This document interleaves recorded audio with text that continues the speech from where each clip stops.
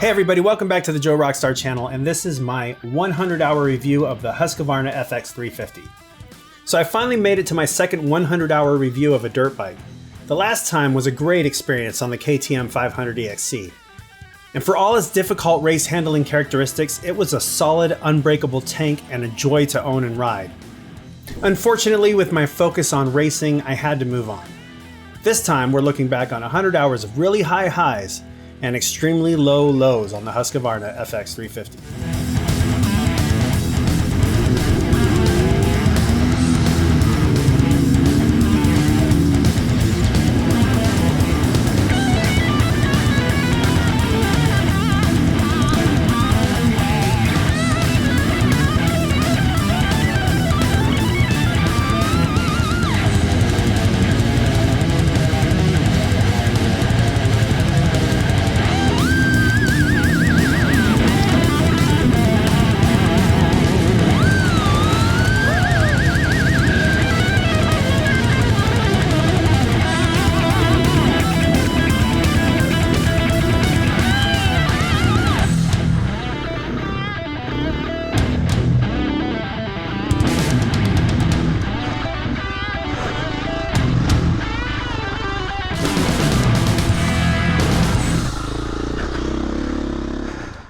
The FX350 sits squarely between the Motocross FC350 and the FE350 Dual Sport.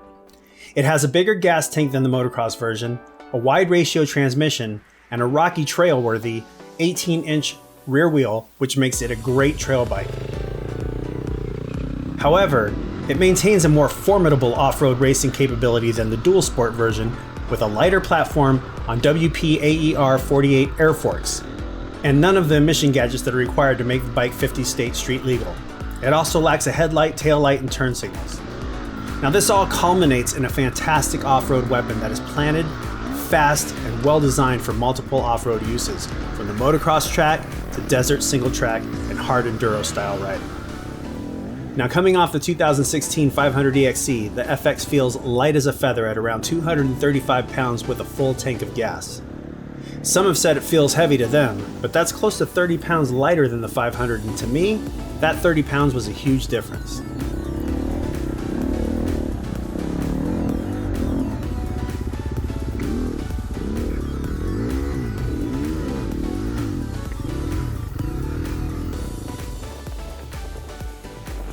At the same time that I purchased the FX350, I also procured a 2017 KTM 300 XC 2-stroke. And shockingly, the 2-stroke 300 and this Husky 350 4-stroke were more similar than you would expect. Being so light and nimble and responsive, I was all in on this bike right from the start. Now for those of you who can't sit still for more than 3 minutes to watch a free video, spoilers. I love this bike, but she is a high performance attention hog. For those of you who still appreciate the work that creators like me put into these videos, here are the details. Now, my initial impressions of the bike were very positive, obviously, but disaster struck after putting less than 20 hours on the bike. In the first 2 years of ownership, this dirt bike has spent a lot of time in the shop. And some people would question the quality of the bike, especially those brand loyalists out there. But as most of those same people are fond of repeating over and over again, it's the rider, not the bike.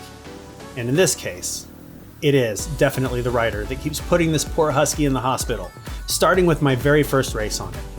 After getting a little overconfident in round one, the frame was ruined in a freak get-off. Fortunately, Husqvarna and the team at Cycle Skis and ATVs in Tucson showed some amazing customer service and replaced the frame. Sadly though, the work to get it repaired would keep the 350 in the shop for a few months. But once I got it back, things were great, and I even won my first race on it. When I win, I think we can all agree that it's the bike, not the rider, right? Anyway, it really was the perfect bike for a while. Within 4 months of getting it back from the shop, I found some very large chunks of metal in the oil during a routine oil change. I took it back to Cycle Skis and ATVs to take a look at it, and they found the problem. Once again, operator error. I improperly installed the clutch plates when I put the Recluse clutch in, and it burned up the clutch basket. It also caused a lot of heat damage to the top end. This time, Recluse showed some unbelievable customer service by replacing the clutch, even though it was my fault. As great as that was though, it still cost me over $1,000 in repairs, and the bike was out of action for several weeks. Finally, I got the bike back again, and I was right back into the groove on it.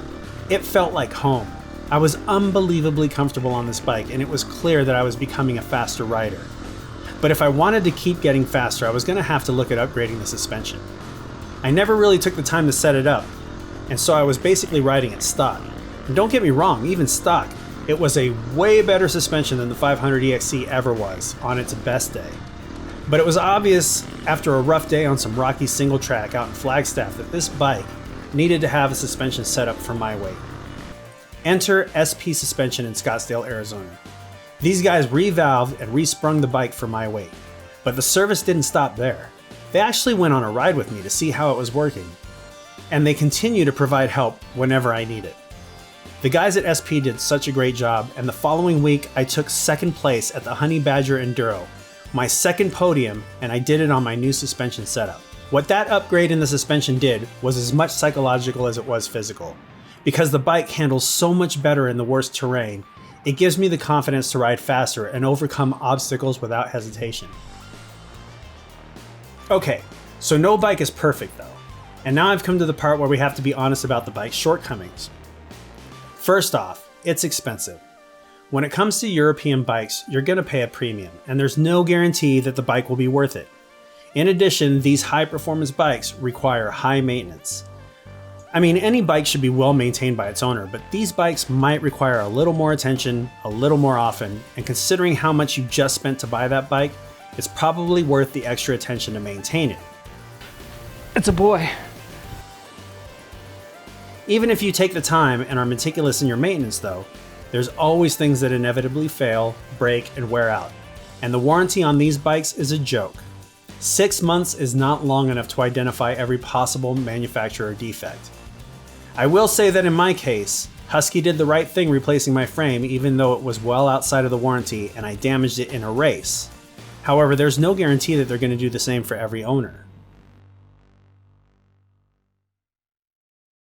The most legitimate and upsetting complaint that I have and I've heard from other owners is that the bike flames out, and it flames out because it's running too lean. And it's running too lean because KTM and Husky both send these bikes out improperly tuned. And it's completely unfair that you should have to go for aftermarket products or reflashing or any of that kind of thing to get your bike to run the way that it should. I had to send mine out to Blaze Racing to have the ECU remapped just to get the bike to function like it should have functioned from the factory. Also, the cost of ownership is the biggest downside to any bike, and it would seem that the European bikes get deeper into your wallet. One thing you can do is learn to do the work on your own. It can lead to huge savings on labor. Now, for the price, this bike really should come with better protection. It has no skid plate, and the brake rotors are left unguarded off the showroom floor. Now I know that most bikes do not come with these either, but most bikes aren't as expensive. In my opinion, the entire industry needs to do better here, and I've been hearing great things about Sherco in this category. Other than that, I really don't have a lot of complaints. Here at 107 hours, I have finally completed a top-end rebuild myself. It taught me so much about my bike, and now I'm as comfortable working on this bike as I am riding it, and I'm so happy with that. Now, if I could change one thing about the bike, I would want it to be easier to do a top end on, like a 2-stroke. But hey, it's a 4-stroke, and that's just the nature of the beast. Now, if you're thinking about buying an FX 350, I don't think you're going to be disappointed in its power, handling, or speed. You'll be busy with more frequent oil changes, but in the end, I'm sure you're going to be as happy as I am with this thing. If you have any questions, leave it in the comments section. And if you'd like to support this channel, please go to Patreon. The link's down in the description below. Thanks for watching, and we'll see you next time.